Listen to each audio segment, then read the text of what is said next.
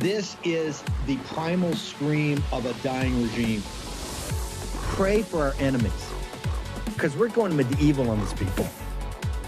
You're just not got a free shot on all these networks lying about the people. The people have had a belly full of it. I know you don't like hearing that. I know you try to do everything in the world to stop that, but you're not going to stop it. It's going to happen. And where do people like that go to share the big lie? MAGA media. I wish in my soul, I wish that any of these people had a conscience. Ask yourself, what is my task and what is my purpose? If that answer is to save my country, this country will be saved. War Room. Here's your host, Stephen K. Bannon.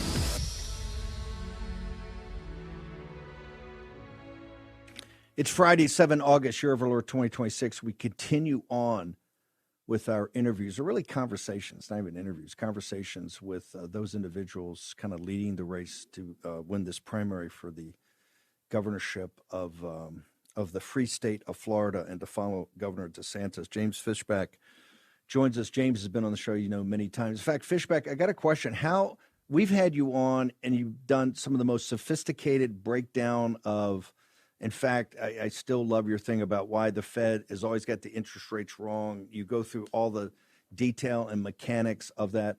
How does a finance guy transform himself into be a fire-breathing, throw-down populist as you've kind of been on the campaign trail in Florida? How's that happen? Well, Steve, good morning. When you stare at the Bloomberg terminal long enough, that fire builds in your belly and you just want to go out and do it for not just the state that I love and my family has called home for 4 generations, but for this entire country. We're building something incredible on the ground here. When I first got into this race 7 months ago, I was polling at nearly 2%, all the way up to 2%. Now this is a two-man race between myself and Congressman Donalds. It's not about him versus me. It's about the visions that we have for not just the future of Florida, but the future of our great country. And I'm fighting to end the H-1B scam. I'm fighting to stop these experimental data centers from being built in our neighborhoods. I'm fighting to stop foreign nationals from buying up our homes and contributing to the housing supply crisis. Stop Blackstone and BlackRock from turning our neighborhoods into short-term rental communities, because we are not, Steve, we are not a nation of renters. We are a nation of owners. And this is really a campaign that is fighting for America first. I want to get into your vision, not for the country, but as a governorship, because people are going to say, hey, how can some Wall Street guy come in without elective office and actually be a governor of a free state? And the reason it's free state of Florida, DeSantis has done a heck of a job. I'm DeSantis' biggest critic when he ran against President Trump, but I'm a big supporter of his, of what he's done. First off, how does a guy with a Wall Street tool set, how are you actually going to be a guy that can step in to the role and actually be governor, given how brutal Tallahassee is as a place to kind of manage? How are you going to do that? It's a great question, Steve. So I was actually the anti-Wall Street investor. My investment firm, Azoria, which launched at Mar-a-Lago in 2024, we had an expressed mandate to never invest in companies that pursue the anti-white racism known as DEI. And we successfully channeled $42 million of private capital into small and medium-sized companies all over Florida and across the country who wanted to hire people based on merit as opposed to race or gender. And so the way you do it is not be the Wall Street guy. I'm the only guy who has called out Wall Street for buying up our homes. I'm the only guy who has called out the financialization of the prediction markets that turn President Trump's press conferences into a degenerate gambling casino. We need more Main Street and less Wall Street. And so my expertise really is breaking the mold, thinking outside the box, and getting the job done no matter what. I was told by Wall Street, you're never going to be able to start an investment firm anti-DEI. Yeah. That's exactly what we did. We delivered superior returns for our investors. So hang on a second. This is one of the questions I've asked all the candidates, is that so many people I know from Florida, it's almost like Texas. They had this deep, abiding love for Florida, and particularly old Florida.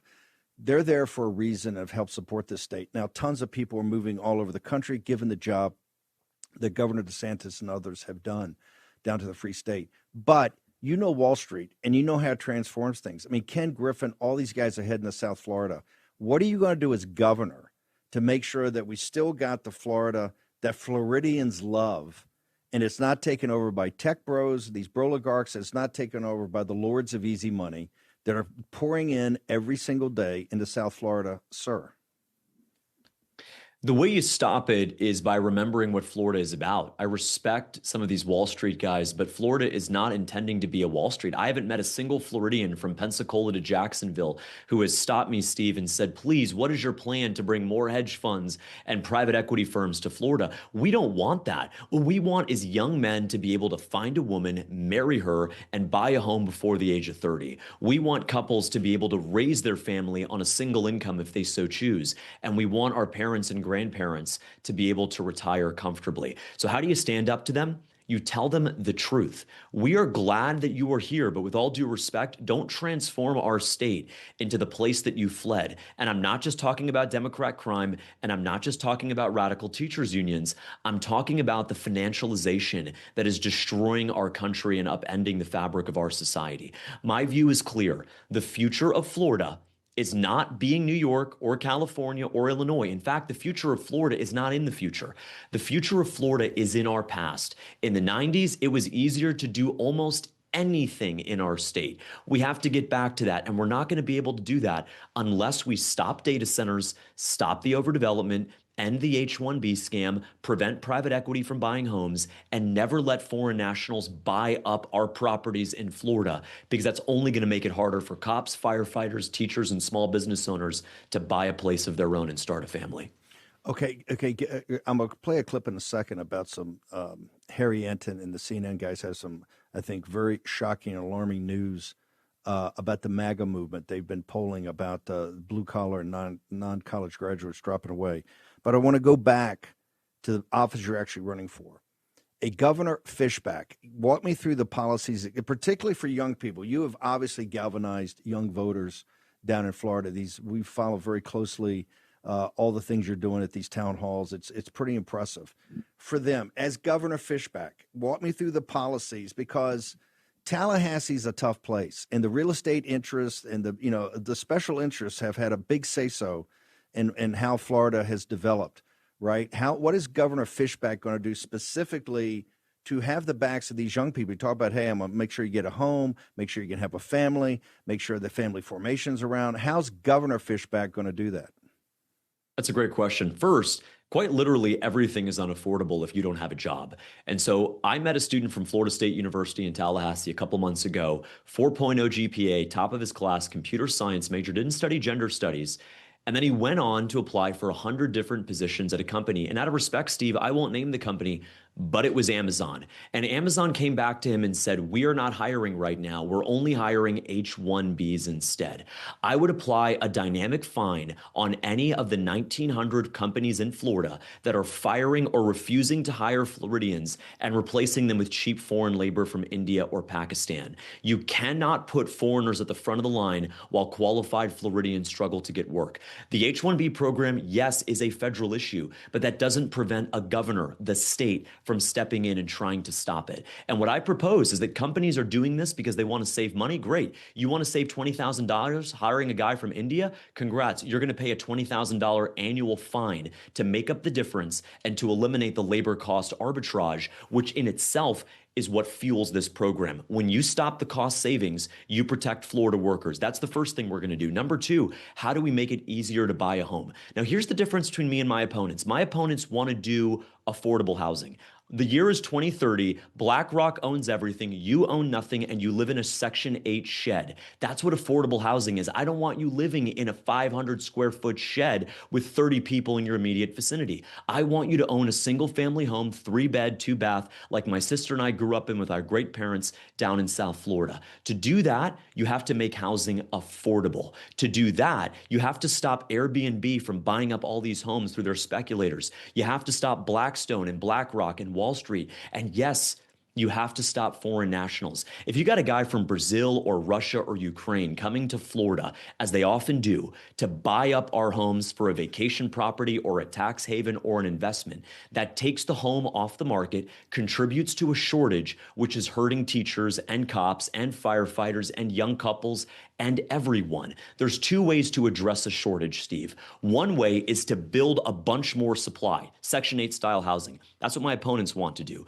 The other way to address the shortage is to prevent the greed and the excess of foreign investors, BlackRock and Blackstone, coming into our communities and buying up every last home. Wall Street now owns 117,000 homes in my state. That's 117,000 homes that Floridians can't buy, can't own, and can't start a family in. So those are two ways, concrete, substantive ways at the state level, whether it's levying a fine on these companies that abuse the H-1B program, or it is levying a dynamic fine on companies that are buying up all of our housing. You create a disincentive, you create a deterrent, and you will be able to deter the behavior that we want nothing to do with. James, the president is at wit's end, kind of some of these Supreme Court rulings like birthright citizenship. He signed trying to stop birth tourism. We know that other governors are talking about this right now. A bunch of the MAGA base in Texas trying to force Abbott to do something. Understanding it's a lot of federal law, but what would you do as governor on illegal immigration, these asylum programs, all of it in the free state of Florida? It's a great question, Steve. And I want to break a little bit of news here, if I will, because I'm such a big fan of what you do and such a big fan of War Room. The federal government does not issue birth certificates. The states do. And as governor, I will direct the Department of Vital Statistics, when I am governor, to never certify a birth certificate of anyone born to illegal aliens in my state. The Supreme Court can keep playing its games and refusing to actually study the Fourth Amendment, but it's very clear what the 14th Amendment rather represents. And as governor, I will not, under any circumstances, allow the Department of Vital Statistics to certify and stamp birth certificates for the children of illegal aliens. Hang on, because this is what the MAGA leaders have been trying to get Governor Abbott to do. Brian Harris and this team down there trying to get Governor Abbott to do in Texas. I just want to make sure people understand something. What did you just say about this? What you would do as governor of Florida would do what? Let's back up. Birthright citizenship, big lofty idea, 14th Amendment. The Supreme Court says we're not going to do anything about it. The people who are born here illegally are actually citizens. Well, actually, the Supreme Court and Amy Coney Barrett, she's not the one certifying the birth certificates. I'm the one certifying the birth certificates. It would be my Department of Vital Health Statistics that certifies and stamps birth certificates. And what I will direct that department to do when I am governor is I will direct them to never issue, stamp, or certify a birth certificate for the children of illegal aliens in my state. Then we take real control back. And that's how we solve this issue. Remember, the states were not created by the federal government. The states created the federal government. And if the Supreme Court does not have the courage to act here, I'm asking Florida voters to vote for me, James Fishback, on August 18th, to put the nail in the birthright citizenship coffin once and for all. The TPS has been overruled for the Haitians. Have been here for 16 years. In Ohio, Governor DeWine came out and said, oh, no, they've done such a great job. They've built Ohio. They need to stay. You've had Mark Wayne Mullen that actually gave him a heads up, hey, why don't you go for permanent status? Under a Governor Fishback, what would be the status of temporary protective status in the free state of Florida, sir? Well, it turns out, Steve, there's nothing more permanent in Washington, D.C. than temporary protected status. I remember the Haitian earthquake vividly in 2010. Barack Hussein Obama allowed hundreds of thousands of Haitians to come to my state and actually bankrupt my father's business. He was in the landscaping and tree cutting business. And all of a sudden, when you unleash third world foreign labor on his business line, guess what? He gets undercut and he lost his business just less than a year after that earthquake and TPS was approved. And so I know the effects personally. Here's what I would do. First and foremost, if you are on TPS, you are not going to have work authorization in the state of Florida.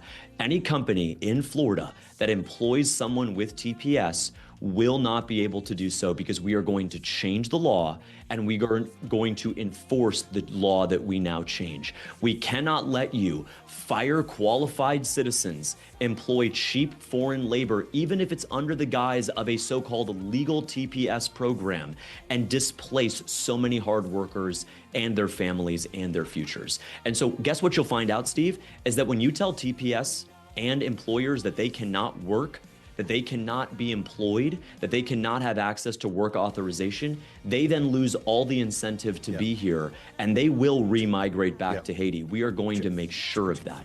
No government benefits for anybody on TPS. It is still the case that TPS beneficiaries hang on one government second. benefits. I'm gonna hold you through the break. Fishback on the other side. Chief data analyst Harry Etten. So what's going on here? What is going on, Mr. Berman? What's going on is simple. Is the MAGA movement was built among the working class, non-college Americans. And take a look at this trend line that we're looking at in the data. Here we go. Okay, net favorability rating, the MAGA movement, non-college adults. Back in October of 2024, look at that. On the plus side of ledger, positive, plus 6 points.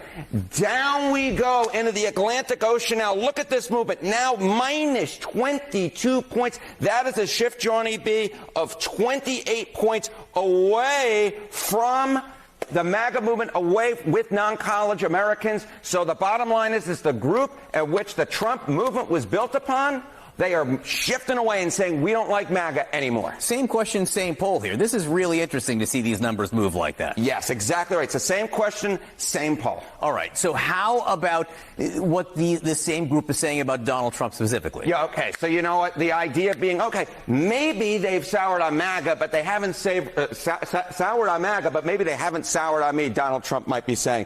Ain't the truth. Take a look here. Okay, non-college voters on Trump. Hello. Okay, in the 2024 election, he won them by 13 points, right? That was the reason he won. He won among non-college voters, a very strong performance amongst them. And that, of course, was the reason he was able to win, because college voters were against him. But look at this now. Minus 19 points. Minus 19 points. We're talking about an even bigger shift here. We're talking about, what is this? This is a 32-point shift away from the President of the United States when it comes to his key core political group. This is why he's in so much trouble. It's not just that college voters are against Trump now. It turns out that non-college voters, the ones that he built his presidential bid on, have waved adios, goodbye, see you later, Mr. Trump.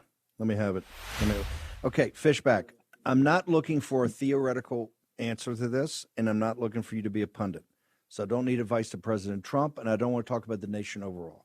One thing is very obvious about your campaign. You have galvanized young people and working class people in the free state of Florida. How have you done it? What is the response? Why does it seem like in your campaign it's quite different than maybe some of the national numbers we're seeing? What have you done, and what have you talked to these folks about to have such a enthusiasm among, it looks like, the very demographic that on a national level it may be drifting away from us, sir?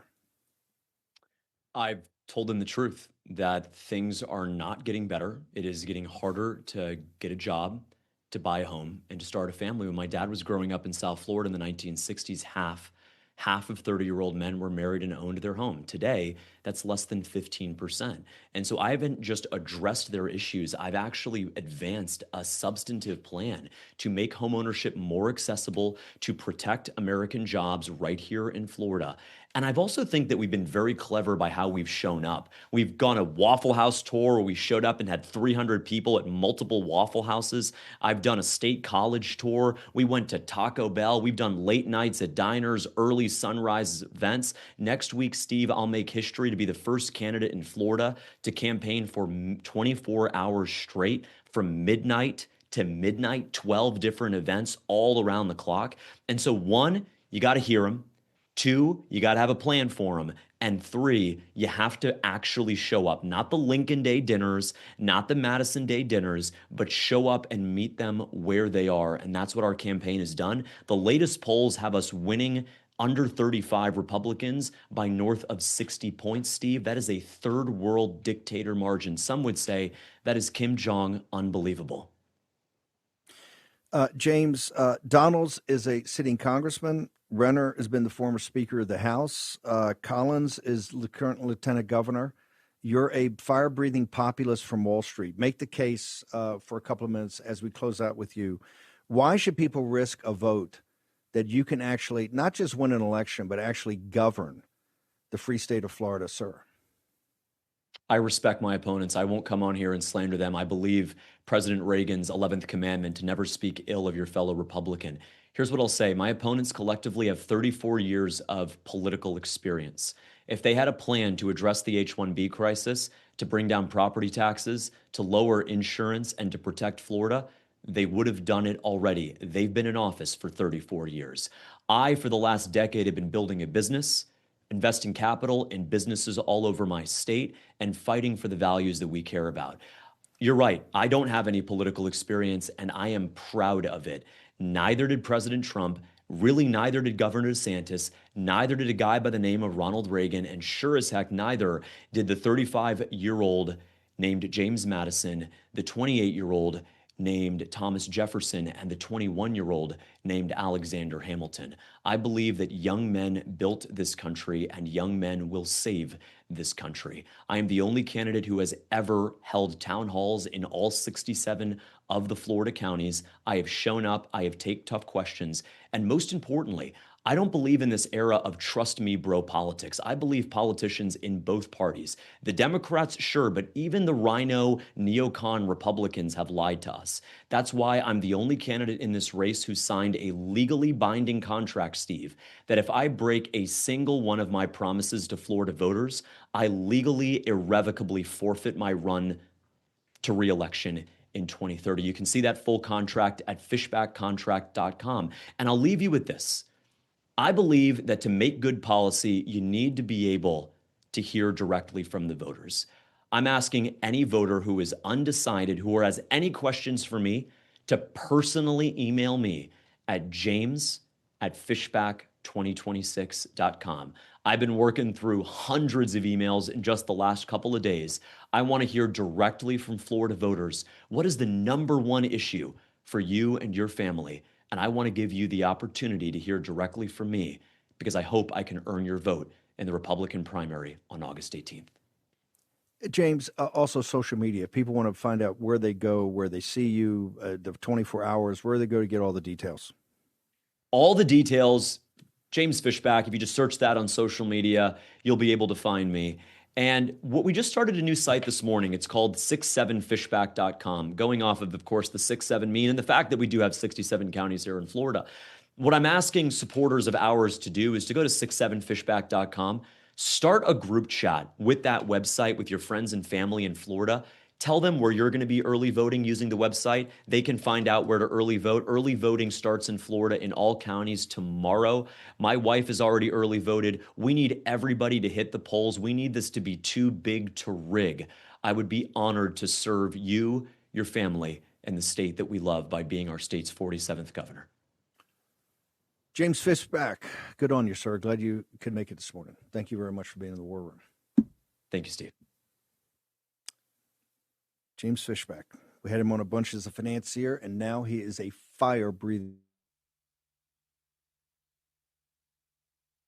particularly with young people. It's pretty extraordinary. You'll see some of the videos. Watch it. Natalie G. Winters. Girl, what in the hell have you done in all the years that you've been putting up great research and amazing stories and breaking down things and having investigations start all of it? I have never had a firestorm from official Washington like we've had after your expose of guess what they call the false flags now. Let's go back. I want to hit rewind because I want to go back over this. People are saying, please don't just have that as a passing news story. What's going to be done about it? It's bad enough the journalists, I know you're going to break out the story of the journalists, but what you hit the other day was to the heart, I think, of what people have the problem with who governs us. Can you just go back and tell us what your expose was about and what you found out? Well, I know you're a very busy man, so I'm sorry for blowing up your phone, but I guess for good reason. This story, I think, is sort of the convergence of all of my many years of reporting on PRC influence campaigns. But in this case, it's not people, it's not random journalists, though important, useful idiots, the propagandist types. But this is, I think, more nefarious and actually gets to the heart of just straight up selling out the country. If there's ever been a more proper time to use the word traitor and treason, this is probably it. But a cohort of nearly 24 former generals, military leaders, including and up to the former chairman of the Joint Chiefs of Staff and people who are basically just, one or two rungs below him, established a secret back channel with basically the foremost PRC spy front that exists within the United States, not just to get documents, to steal information, to do IP theft, except it's not theft when you have people like this giving it to them, but also the tip of the spear of the sort of propaganda information campaign. That's, of course, the United Front Work Department. That's these pay-for-play China trips that I've been exposing. But this is the fusion of that apparatus with straight up the political warfare department of the PLA, flying these generals over to China to participate in these dialogues where they make them feel super special. And what they are hoping for is to basically curate and cultivate these people on their dime. I'll be blunt, to give them access to information that they want so they can better understand United States military plans. It's no coincidence that most of these people are coming from the exact theater of war that the Chinese Communist Party is most interested in, right? That's what would go down in the South China Sea. I also think, Steve, the key point here to emphasize for what I'm sure the defense would be from these total losers is that, oh, it's, cultural exchange. Well, then I would say, you know what, Steve, we have a serious problem in our military if these people, after decades of going up against the Chinese Communist Party, think that their political warfare department is something that you can just engage with amicably and like friends. Then maybe I understand why we're in such a poor footing against the Chinese Communist Party. But just to set the stage, we can read the names after the break. On one side of the table, you have the most elite, expert PRC spies, people seeking and historically have turned Americans to sell them documents, to give them classified information, like out of a spy movie, take your pick. And on the American side of the table, you have a bunch of former people who used to feel important because they used to have high-ranking titles and the taxpayer dollar and trust, basically showing up. Like I said, I would compare them to prostitutes, saying, just tell me what the price is and I'll give you what you want, whether that's documents. And honestly, Steve, it's an affront to begin with. You don't sit down with the Chinese Communist Party, let alone their political warfare department. Ever. Natalie G. Winters, stick through the break. You're on the other side.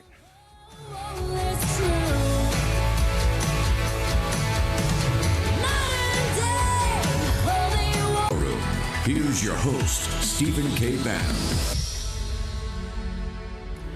So, Natalie, I just want to make sure. I want to be clear to the audience. I know this audience has been with us for years and know this, but in this political warfare, given the understanding inside the Pentagon, let me say, people are always focused on the Chinese Communist Party, the three island chain, what we say about the Pacific and the defense of Taiwan. And CENTCOM, as I said, is like the Federal Reserve, CIA, and CENTCOM are the three gravitational forces in D.C. But make no mistake about it. When you're talking to insider, talking to people, they understand the Chinese Communist Party, as it is in Iran. You wouldn't have Iran with the resilience it has, and it's shown tremendous resilience, if it wasn't for the Chinese Communist Party and their junior partners in Pakistan. Please take your number 2 pencil out on that. So knowing what the reality is inside the building, Natalie G. Winters, understanding how brazen the political warfare, because remember, in unrestricted warfare, what the Chinese Communist Party came to the conclusion is that we never want to fight the foreign devils in kinetic war, because the foreign devils know how to line up and just give it. And we don't want to do that. We're not going to do that. We're going to defeat them in unrestricted warfare. And at the top of unrestricted, economic warfare, psychological warfare, political warfare. So this is not something people don't know about. They don't talk about a lot on media. They don't want to push it out to the hinterlands. But among the military-industrial complex state of Washington, D.C., and the intelligence community, and the surveillance community, and the acquisitions community, and all the money, this is a known thing. Therefore, how possibly, what is the motive of the list of names you're about to give us? Because these are among this current generation's top flag officers. Is the motivation power? Is the motivation money? Is the motivation hatred of Donald Trump and MAGA? What is it? Because do you agree with me? This is not a hidden thing. You were the first person to have the guts and the courage to call them out by name, and that's why they hate it. They hate being exposed. But still the question gets to be, why have they done it, ma'am? Well, remember, these are the same people who wouldn't even sit at a table with President Trump. A lot of these types, resigned in protest, won't even give MAGA a seat at the table, but they'll meet with the Chinese Communist Party for some euphemistic reason that I still don't even know what the spin would be, Steve. And I think too, political warfare is sure maybe materially distinct from kinetic warfare, but it's kind of the prerequisite, right? They just would prefer to not go kinetic, but the point is that you can still not going kinetic is a means to an end. You can still achieve that same end if you literally are able to compromise the former chairman of the Joint Chiefs of Staff. And this is something that goes past President Trump, right? This started way before, and there's been a lot of interesting rebrands of this particular program. It started out as the Sonia Initiative, but it really is a systemic calculus that these various United Front groups follow here in the United States. And I would caveat all this, Steve, with yes, none of these names that I'm rattling off for you, or this institution, or this program, or take the journalists, for example, they were never public by design, right? I sleuthed these names out, deep in the documents, translating stuff. But this is still quasi-registered under FARA, right? Like some of these lobbying groups, the formula there being that various Chinese United Front group that's maybe 3 shell iterations away from the Ministry of State Security, probably slap a Hong Kong label on it so it's a little more palatable, will retain some form of DC-based lobbyist, BLJ Worldwide, Wilson Global, those are some of the top ones, at least for QSEF, and they'll pay them tens of thousands, hundreds of thousands of dollars a year. One of the top lobbyists, you want to go full conspiracy here, for QSEF was actually the Podesta Group. They were paying them nearly $1 million a year. The buried lead there, obviously getting influence over the Center for American Progress, which was the think tank that is basically the ideological underpinning of both the Biden and Obama administrations. But once they get these lobbying firms on the payroll, they kind of short circuit and fast track access into the Washington insider class. And in this case, this one started back, I think the lobbying contract started around 2007. The first dialogue was in 2008. And it's really interesting because you can see this dialogue evolve and morph into not just the generals, but sort of this vertical and horizontal integration where you see them then bringing in active generals. At that point, they had the current chairman of the Joint Chiefs meeting with, I believe, the CMC commission leader. They also were meeting with Hillary Clinton, bringing them into the State Department in 2009. But to answer your question about the motivations, which I would say I've heard deafening silence from these people on this story, and it's not no one other than the literal Secretary of War, Pete Hegseth, literally quote tweeted my story and shared it, so I know all these people have seen it. I'm sure they're getting hounded in the comments, but I think the best example of why these people do these things is none other than someone who I hope when this audience thinks of what a traitor is, you think of Admiral William Bill Owens, someone who basically was the U.S. originator of this dialogue since, like I said, 2008. And after helping to set this up, really spearhead that vertical and horizontal integration of this whole program, became a consultant, an advisor for Huawei. Talk about infiltrating this country in a non-kinetic way. Okay, I guess it's the technical infiltration. That, of course, is the CCP telecom company that is both a spy front, also a national security threat that was, of course, later blacklisted by the Trump administration. But he was actively lobbying for them, trying to get Sprint to use their products and embed them in the United States, then went on to literally complain in congressional testimony, writing op-eds saying, and I quote, "I object to the way Huawei was treated in the United States because it's unfair." But later, he went on to write an op-ed titled, quote, "America must start treating China as a friend." And now he and one other participant in this dialogue, a woman who was just sort of a supporting role, they have an advisory group called Red Bison Advisory, where they help Chinese companies get a foothold in the United States. So when you really start pulling the threads to this, and by the way, that's only public because he had to register with FARA for that, and he literally is dumb enough to write op-eds that are so glaringly, basically coming from the PRC international department. But all of these other people, I think, warrant investigation into. This is why I've been beating the drum for the DOJ, not just to go after these individuals, but to investigate all of the journalists, particularly the lobbyists who worked with QSEF. But Steve, this goes so much deeper too. Concurrently, you have the same groups that make up the backbone. So here you have QSEF working in conjunction with the actual political warfare department of the PLA. But you also have QSEF working with a similar organization, which is CPA-FFC, and Bill Gates, because of course, but they have the farmland spinoff of this. So they're going after the mayors, the local agriculture officials, getting them to write the op-eds, push the papers, and push the collaboration, saying that China should own farmland in the United States. And Steve, I would also add one other layer to this. I'm aware this is all over the place, but there's so much to distill here. Part of it is the actual like boots on the ground compromise. I mean, as someone who follows PRC infiltration, it is very often that you see a new DOJ indictment about someone who used to have some position at some government agency. Sometimes it's literally just because they were DM'd on LinkedIn, giving over classified documents to the Chinese. In some cases, it's for like $10,000. There's like a ton of active cases ongoing right now. There was one just a few months ago at the highest levels of the Pentagon, selling and turning over documents. But it's also symbolic for the Chinese, right? Even President Trump going over to China, that is such a symbolic win for them. I forget the exact year because it was slightly distinct from this program, but Tung Chee-hwa, who is the chairman of QSEF, the group that is responsible for all of this pay-for-play stuff, and is just a front for the Chinese Communist Party. Like, there's no way around it. I'm not being anything other than truthful here. This guy, it's basically like inviting Xi Jinping's, global international propaganda spokesperson. They actually invited him, believe it or not, to West Point, and he gave a speech there. And you can see pictures of him talking there. A lot of professors at the NDU and even some at West Point have co-sponsored and co-authored papers with QSEF. And part of it is a symbolic victory for the Chinese, but I think you also have to understand, and frankly, Steve, I think it's why we get so maligned as, crazy China hawks here on this program. Yeah, if you drank the Kool-Aid that the PRC International Propaganda Department is giving you, that collaboration with China is great, then yeah, you're probably going to think I'm crazy. But if you actually see China for what it is, which you gave me that worldview, it's true, read the Chinese Communist Party's own writings, you understand that collaboration is not mutually beneficial. And by the way, collaboration is a pipe dream. You can't collaborate with your existential threat. And case in point, Steve, here's the other thing too.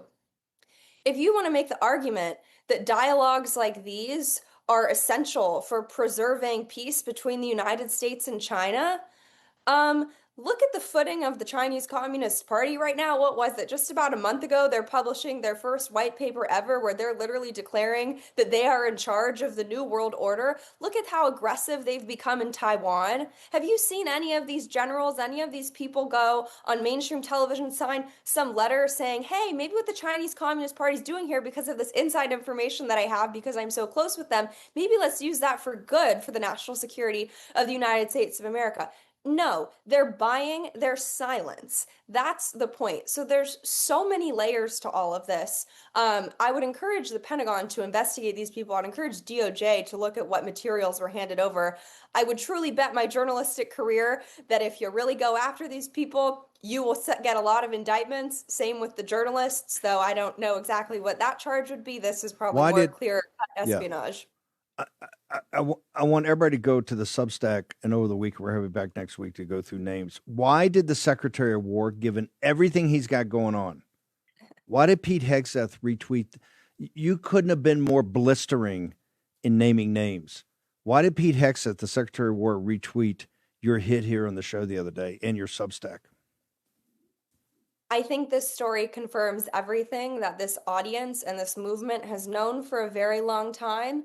It's just not so often that you see it in your face. And most importantly, Steve, which I think is what this audience and maybe why that Harry Enton polling is going the way it's going, we want action. We want names from the administration, vague pronouns and modify. I just says I have an issue with they, them pronouns. I have an issue with President Trump and John Solomon, all them using they, them to describe people where their identities are there. You just got to reveal them. And you know what? You got to indict them too, because there's a lot there, or at least put them through discovery.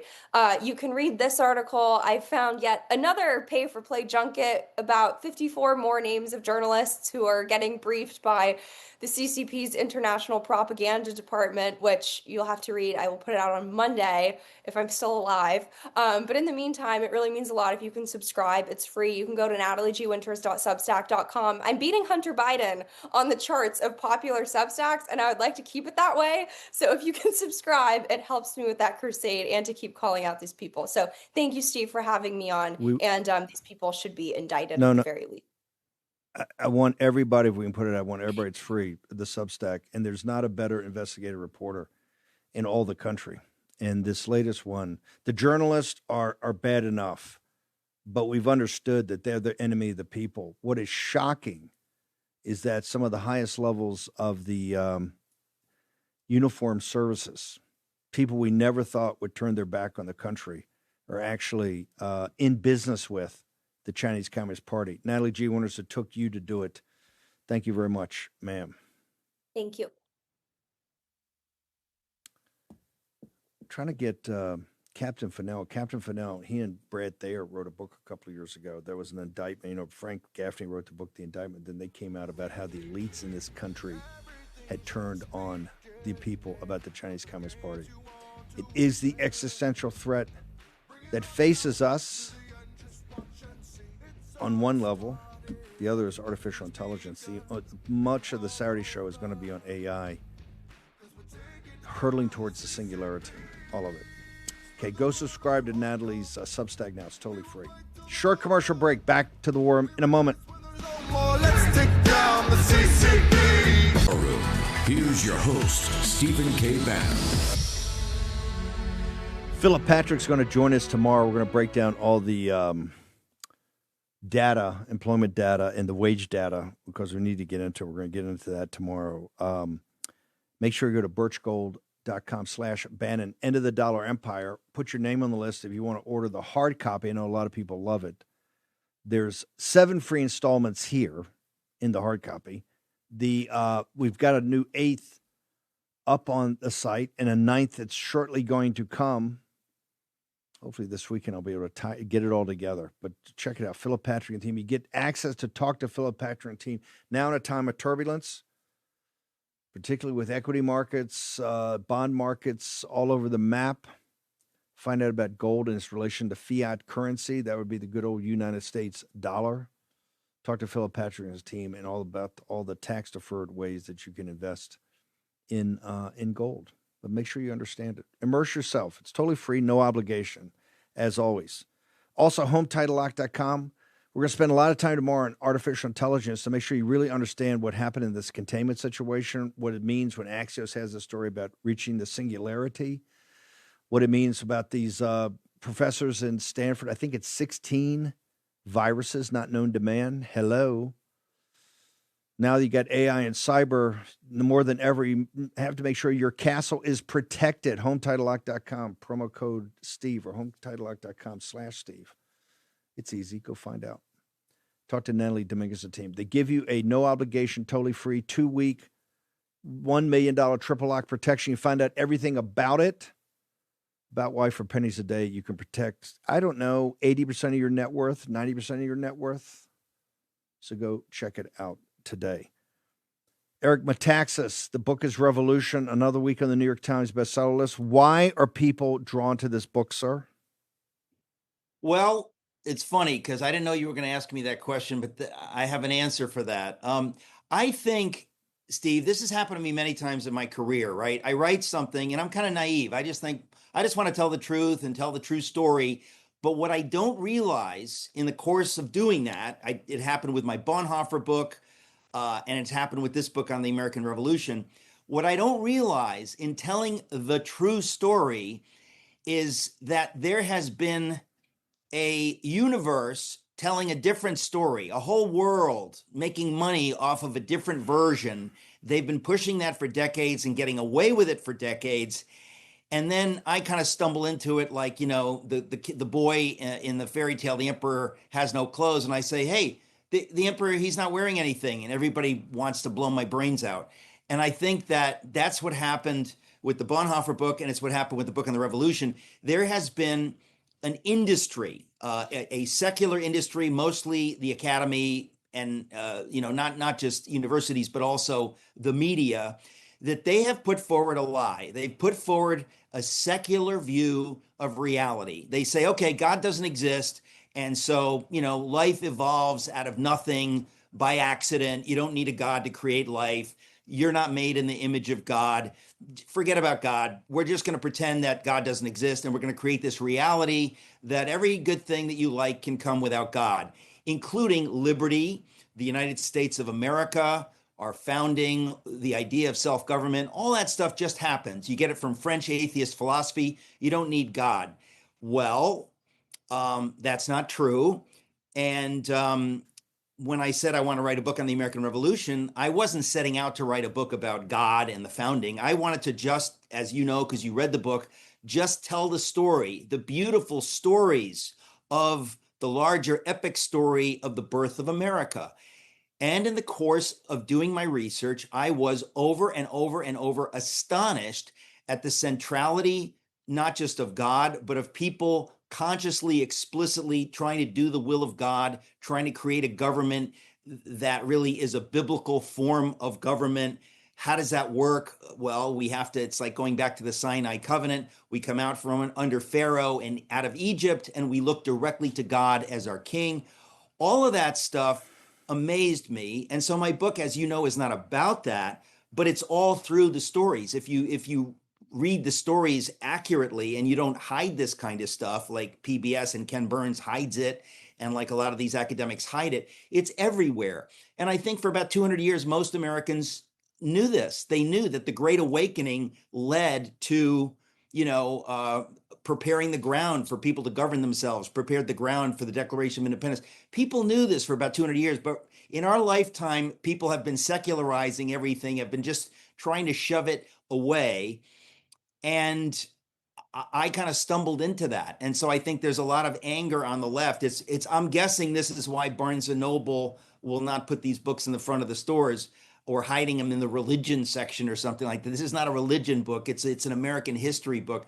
But I really think that part of the larger story is that we're at a moment in our history where we have to rediscover these truths, that most Americans have to learn or have to be reminded, listen, you do not get liberty and equality and flourishing without God. The idea of the free market, all of this stuff, the idea of respecting people with whom you disagree, all of this stuff comes out of the Bible. It doesn't come out of the Quran. It doesn't come out of French philosophy and atheistic philosophy. You don't get it from Marxism or socialism.